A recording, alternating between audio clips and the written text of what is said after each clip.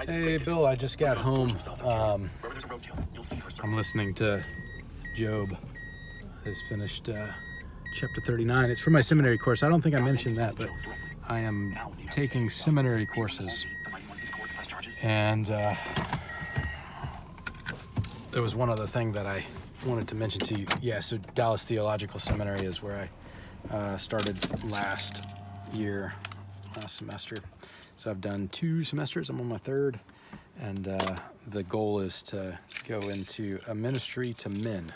So that's what I feel called to, is to help husbands be more loving to their wives and fathers be more loving to their children. So I realized as I was driving home listening to Job, no correlation between Job and the Integrated Faith Project that jumped to my mind, but I didn't give very good feedback on your alignment of resources content management dashboard, and I wanted to give you some better feedback. And I had one question regarding I'm just jumping around at random, the subdomain content. It says that the count is displayed as recommended total and podcast. So I see that, for example, under family, it has a force multiplier. It's got 2 recommended, 1 3 total, and 1 as a podcast. So it makes sense to me that there's a podcast out there on family as a force multiplier, but I don't know what total is. I guess is recommended podcast, or a recommended article, or an article that's been recommended, that's written and produced, and then you add, it wouldn't make very much sense that the total number would be recommended plus podcast, because when you look at challenges and opportunities, it has 2 and 0, and that doesn't add up to 16. So I don't know what the total it refers to, or what the recommended refers to, but I thought this other stuff was really good, and maybe I don't need to know. I was just curious, and whoever put this together and whoever briefs this to whoever, I'm sure they know it, but the reason I just felt bad, because I was like, that made me not like staff work because we have these kind of things that gets thrown up on the screen with CGs, and sometimes people don't explain it, and so it's like, oh, red, that's bad; green, yeah, that's good; yellow, getting better. So there's a ton of stuff. Another thing this makes me think of is I've got a MoopSeek toolbox. I'm Marine Unknown Progress, my call sign, Moop, as you can figure. But the e-toolbox is a hard drive that I've uploaded to Dropbox, and it's a combination of articles, papers I've written, and videos and podcasts and audio. I don't know if you're familiar with the Vision Forum, but Doug Phillips has some great messages before he fell from grace and Vision Forum had to close. I don't know if you're familiar with that one, but like I was saying with the Integrated Faith Project, talking about pitfalls and failures, that one of the studies that I'd like to do or start at some point is people who have failed.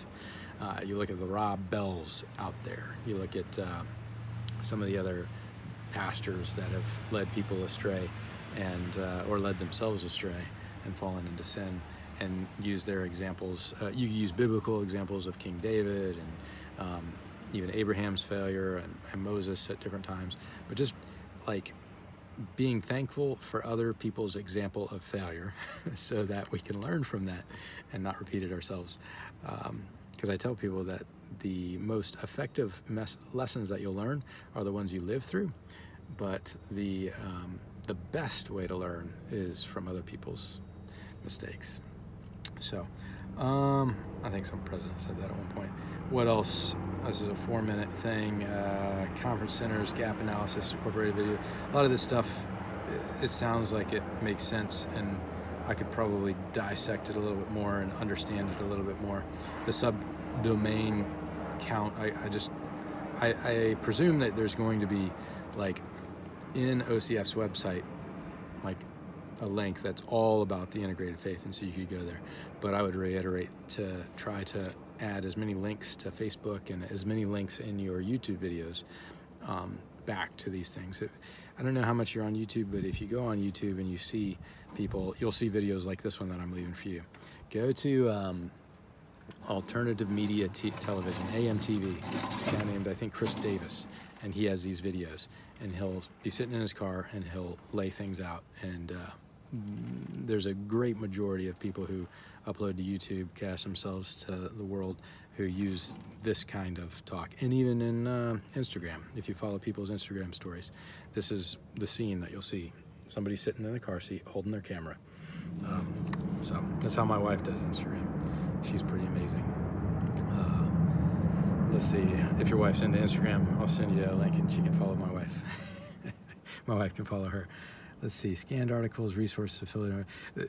One last thing, I'll get out of my car so that I finish this recording, is in the information age, what I was telling my wife about is it's great because you have all the information at your fingertips, all the information that you could need or ever want. But what's bad is that there's so much information, you have to sort through it. And the plethora of data out here slows down the gathering of the data and seeing what's most important. So fortunately, you've got a way to streamline and consolidate for people who dig into the Integrated Faith Project. But you probably need a team of more than just you that are pulling this all together. So that's what I would leave you with, is that idea. Sorry for the sound. I'm picking up a plastic bag so you're ready to go inside. But I hope all this has been helpful. If you got further questions for me, like that question about why we consolidated, why we redrafted the handouts, then please keep those coming, and I'll do my best to articulate it. And if my answer isn't sufficient, just ask further clarified questions, and I'll do my best to go back and forth. You can, if you want to email me and try to set up a telephone. I told my brother recently what time frame works here. Pretty much anytime from 5 a.m. to, I'd even get up at 4 a.m. to talk with you. But from 4 a.m. to like 8 a.m. I can talk. And from 5 p.m. to 10 p.m. I could probably schedule in that window. And I have the times. So on my watch here, it's 2:15 in the morning. I don't know if you can see that down at the bottom. Houston time, that's my hometown. So I know it's 2 in the morning. We're around 2 in the morning, wherever you are if I were to send this to you right now.